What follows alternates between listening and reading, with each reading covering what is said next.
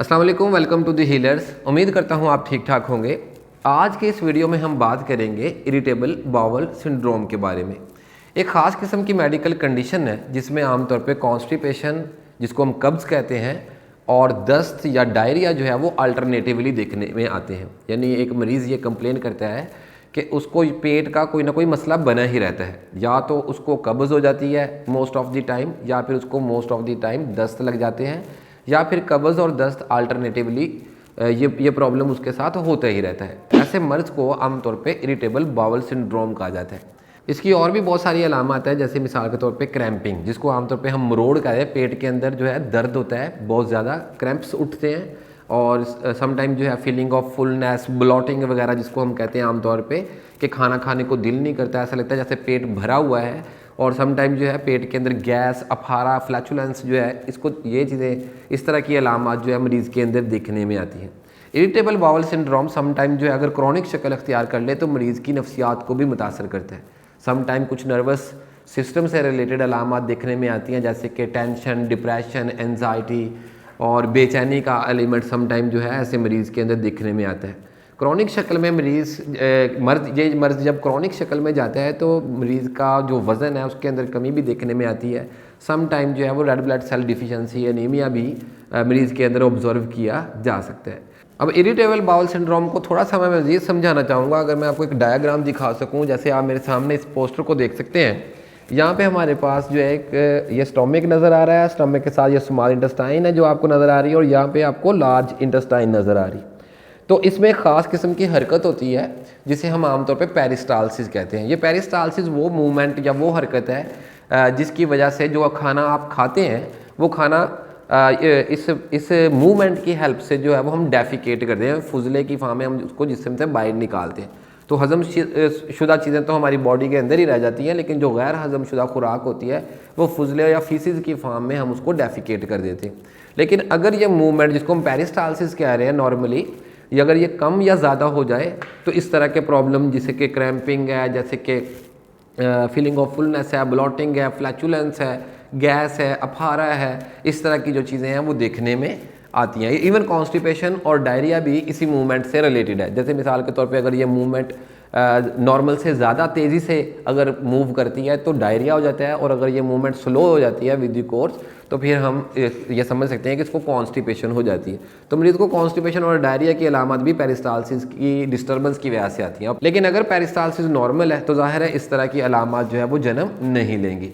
तो बहुत सारी होम्योपैथिक मेडिसिन के अंदर ये पोटेंशियल है कि वो इस प्रॉब्लम को ठीक कर सकती हैं। ख़ास तौर पे वो हमारे मॉलिक्यूलर लेवल पे जाके ऐसी तब्दीलियाँ करती हैं जिससे हमारी पेरिस्टालसिस जो है वो ठीक हो जाती है, और इरिटेबल बाउल सिंड्रोम के जो सिम्टम्स हैं, अलामात हैं, वो डिसअपेयर हो जाती हैं, और इवन यहाँ तक कि मरीज़ कम्प्लीटली मर्ज़ से छुटकारा पा लेता है।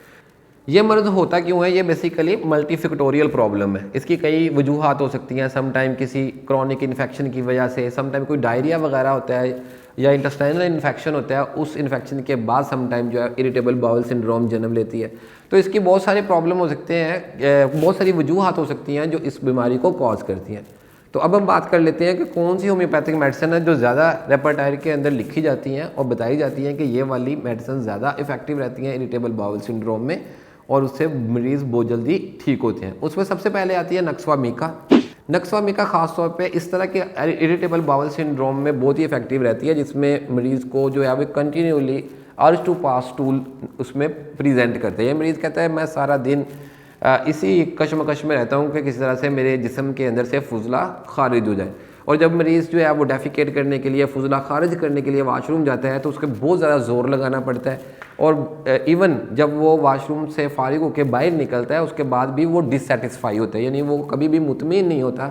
उसे लगता है अभी भी कुछ फुजला उसकी बॉडी के अंदर रह गया, उसके जिस्म के अंदर रह गया, उसका पेट मुकम्मल तौर पे खाली नहीं हुआ है। इस तरह की स्पेसिफिक कंडीशन में, या इस तरह का इरिटेबल बाउल सिंड्रोम जिसमें कॉन्स्टिपेशन बहुत ज़्यादा प्रोमिनेंट हो और मरीज़ जो है वो बहुत ज़्यादा डिससेटिस्फाइड हो, लगातार जो है वो फुजला करने की जो है ख्वाहिश पाई जाती हो, वहाँ पे नक्सवामिका बहुत ही इफेक्टिव रहती है।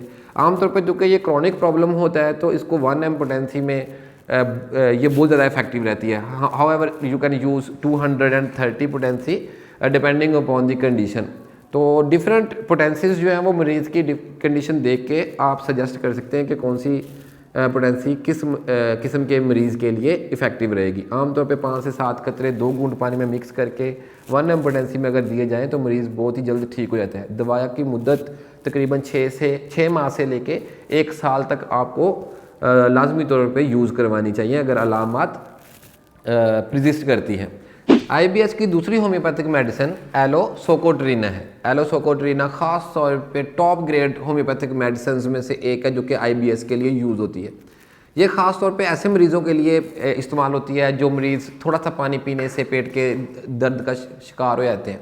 आमतौर पे मरीज़ की ये कंप्लेंट्स होती हैं कि जैसे ही मैं थोड़ा सा कुछ खा लेता हूँ या कुछ पी लेता हूँ पेट के अंदर अचानक से क्रैम्पिंग या मरोड़ वगैरह जो है वो स्टार्ट हो जाते हैं, जिससे बहुत ज़्यादा प्रॉब्लम होता है। ऐसे मरीज़ ख़ास तौर पे जिनको बहुत ज़्यादा दस्त लगती हों, देखिए जैसे मैंने शुरू में बताया कि इस प्रॉब्लम में कब्ज़ और जो दस्त है वो अल्टरनेटिवली देखने में आते हैं, लेकिन फिर भी कुछ मरीज़ ऐसे हैं जिनको आप क्लासीफाई कर सकते हैं कि कुछ मरीज़ ऐसे होते हैं इस बीमारी के जिन्हें कब्ज़ ज़्यादा होती है और कुछ मरीज़ ऐसे होते हैं जिनमें दस्त ज़्यादा होते हैं।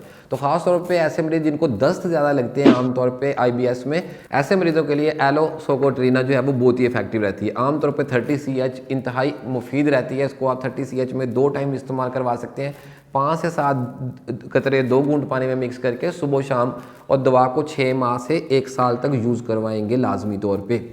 तीसरी होम्योपैथिक मेडिसिन जो खासतौर पे IBS के लिए यूज़ होती है वो नेट्रम्योर है। नेट्रम्योर ऐसे मरीज़ों की दवा है जो कि ख़ास तौर पे साल्ट लवर्स हैं, यानी समझ लें नमकीन चीज़ों के खाने की ख्वाहिश ख़ास तौर पे नेट्रम्योर का खासा है। ऐसे मरीज़ को ख़ास तौर पे ये ख्वाहिश रहती है कि मैं कुछ साल्टी खाऊँ और इस साल्टी खाने के बाद पेट के अंदर दर्द, फ्लैचुलेंस या गैस या अफारा वगैरह जो है मरीज़ के अंदर दिखने में आता है। इवन इसके अंदर ब्लॉटिंग है, भूख का ना लगना, और समटाइम मरीज़ जो है वो रेड ब्लड डेफिशिएंसी एनीमिया का भी शिकार हो जाता है। तो इस तरह की कंडीशन में नेट्रम्योर बहुत ही इफेक्टिव रहती है। नेट्रम्योर को भी 30 CH में इस्तेमाल कर सकते हैं और इवन 200 पोटेंसी में भी इस्तेमाल की जाती है और इसके भी बहुत ही इफेक्टिव रिजल्ट्स मिलते हैं। चौथी होम्योपैथिक मेडिसिन लाइकोपोडियम है। लाइकोपोडियम खास तौर पे ऐसे पेशेंट्स के लिए बहुत ज़्यादा इफेक्टिव रहती है जो थोड़ा सा खाना खाने के बाद गैस की कंप्लेन लेके आते हैं। आमतौर पे ऐसे मरीज़ का पेट फूला हुआ डिस्टेंडेड नज़र आता है। मरीज़ बार बार ये कंप्लेन करता है कि जैसे ही मैं कुछ खा लेता हूँ मेरे पेट में अफारा हो जाता है, गैस हो जाती है।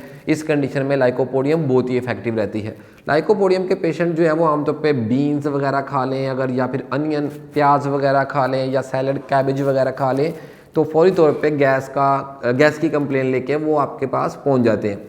तो इस कंडीशन में ख़ास तौर पर जब आप देखें कि कैबेज या अनियन वगैरह या बीन्स वगैरह खाने से गैस और अफारे का मसला आ रहा है, वहाँ पे लाइकोपोडियम बहुत ही इफेक्टिव रहती है। लाइकोपोडियम को 30 CH में इस्तेमाल करवाएं तो बहुत ही इफेक्टिव रिजल्ट मिलते हैं। खासतौर पे इसको 5 से 7 कतरे 2 घूंट पानी में मिक्स करके सुबह शाम इस्तेमाल करते हैं। आप इसको 200 पोटेंसी में अगर यूज़ करना चाहें तो इसको सिंगल डोज के तौर पे यानी रोज़ाना 1 डोज के तौर पे भी इस्तेमाल कर सकते हैं। दवा को 3 माह से 6 माह तक लाजमी तौर पे यूज़ करवाएंगे तो इंशाल्लाह ताला आप इसको मैनेज कर पाएंगे। और बहुत सारी होम्योपैथिक अद्वियात हैं जो कि इरिटेबल बाउल सिंड्रोम के लिए ख़ास तौर पर बहुत ही इफेक्टिव रहती हैं। लेकिन जैसे कि मैं हमेशा ये बताता हूँ कि तमाम होम्योपैथिक अलामत स्पेसिफिक पेशेंट की अलामात की बुनियाद के ऊपर ही रिकमेंड की जाती हैं, इसलिए कोई भी दवा जो है वो खुद से इस्तेमाल ना करें। हमेशा होम्योपैथिक अद्वियात जो है एक सर्टिफाइड फिजिशियन के मशवरे से इस्तेमाल करें। होपफुली ये आज का video informative point of view से आपके लिए हेल्पफुल होगा, और अगर आप हमारे चैनल पे नए हैं तो चैनल सब्सक्राइब कर लीजिए। अंटिल नेक्स्ट टाइम, अल्लाह हाफिज़।